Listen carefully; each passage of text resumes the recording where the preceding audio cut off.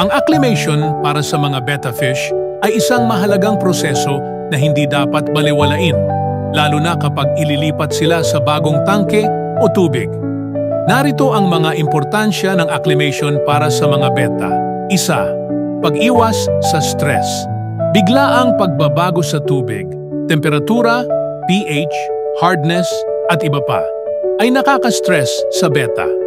Ang stress ay maaaring magdulot ng pagkakasakit o pagkamatay. 2. Pag-a-adjust sa temperatura. Ang betta ay sensitibo sa temperatura. Kung masyadong malamig o mainit ang bagong tubig kumpara sa dati, maaari itong magdulot ng thermal shock. 3. Pag-a-adjust sa chemistry ng tubig. Iba-iba ang pH, ammonia, nitrate, at mineral content ng tubig. Kailangan ng oras ng isda para mag-adjust dito. 4. Pag-iwas sa disease shock.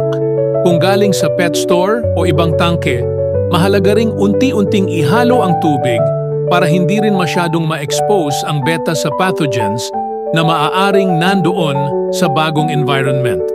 Sana ay may natutunan kayo.